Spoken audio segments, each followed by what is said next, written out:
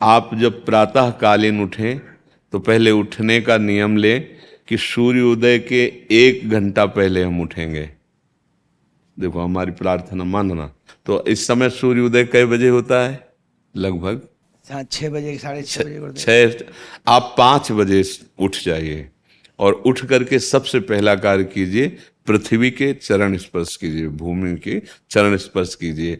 और फिर आप जिस आसन पर बैठे हैं, देखो ध्यान से हमारी तरफ सुनना, जिस आसन पे बैठे हैं, जिस पे शयन किए थे, जिस सैया पर सोए थे, पृथ्वी को प्रणाम करने के बाद उसी सैया में 5 मिनट केवल बैठ जाइए और 5 मिनट बैठकर 5 संतों का नाम ले लीजिए।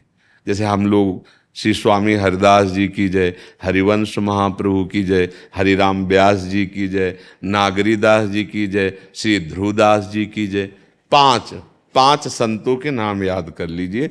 इसके बाद नीचे उतरिए और पहले जो अपने माता पिता, अगर वो शयन कर रहे हैं तो कोई बात नहीं है, अगर वो शयन नहीं कर रहे हैं तो पहले जाकर माथा रखकर उनको प्रणाम कीजिए। इसके बाद आधा लीटर या 1.25 लीटर जितना आप जल पी सकते हैं, उस जल को आप हल्का सा गर्म करवाइए अपने माता पिता से, जो भी आपकी सेवा में हो, या अगर आप स्वयं कर सकते हो तो स्वयं हल्का सा। अगर 500 ग्राम पी जाए तो और अच्छी बात है, और इससे ज्यादा पी जाए तो अच्छी बात है। वज्रासन में बैठना आता है?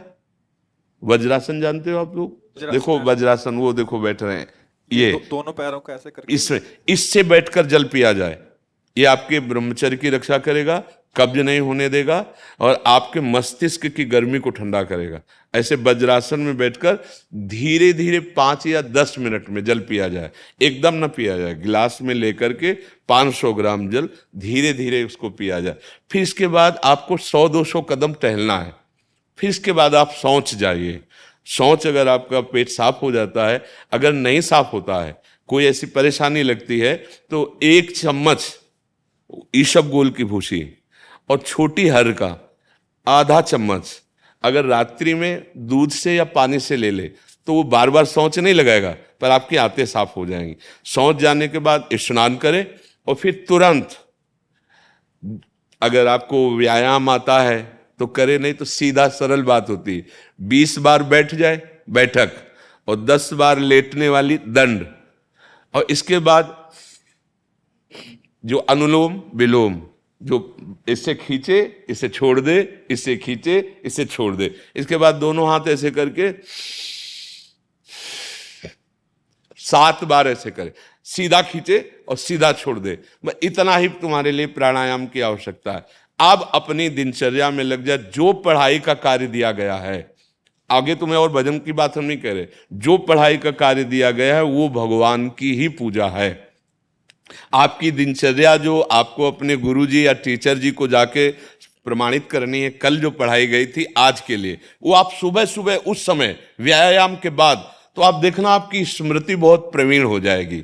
अच्छा, ये आपकी प्रातःकालीन दिनचर्या है। जब आप अपने गुरुदेव के पास स्कूल जाएं, तो हमें आजकल का तो अब पता नहीं, पर हम लोग जब जाते थे तो अपने गुरुजी को प्रणाम करते थे। तो जो स्कूल में आपको पढ़ाई पढ़ा रहे हैं वो तो बात है, अब आपको जो हम खास बात बताना चाहते हैं वो कि देखो अभी छोटे छोटे बच्चे हो, बच्चों में कुछ बच्चे ऐसे गंदे बच्चे होते हैं जिनके गंदी बातें दिमाग में आ जाती हैं और गंदी बातें वो करने लगते हैं आचरण में। आप लोग इतना तो जानते ही होंगे कि गंदी बातें किसे कहते हैं।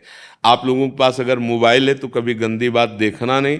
कोई भी बच्चा अगर गंदी बात दिखाए तो अपने टीचर से या अपने माता पिता से जाके शिकायत करनी चाहिए, वो बहुत हानिकारक होती है। कभी कोई भी गंदी बात अपने द्वारा नहीं होनी चाहिए।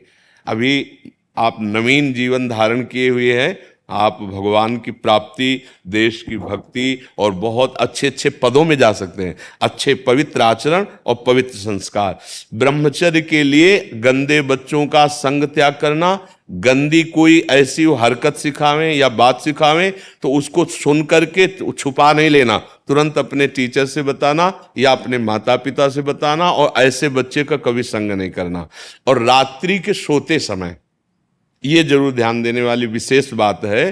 रात्रि के सोते समय जो भगवान का नाम प्रिय, जैसे इन लोगों ने आप लोगों को बताया राधा वल्लभ श्री, तो सोते समय बस प्रार्थना करो कि हे प्रभु आज दिन हमारा जो भी गलती हुई हो वो हमको आप प्रार्थना करते हैं कि आप हमें समझाओ क्या हमसे गलती हुई।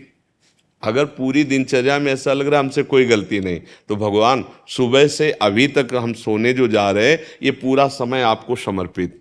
आप देखना इसका फल देखना, एक तपस्वी की तपस्या का जो फल होता है ना उसका ये फल मिलेगा। और सोते समय बस राधा वल्लभ श्री हरिवंश, राधा वल्लभ श्री हरिवंश, इधर उधर ना सोचते हुए, ना मोबाइल देखते हुए, ना कोई गंदी बात मन में, और चुपचाप सो जाइए। और जब फिर सुबह उठे तो फिर ऐसी दिनचर्या।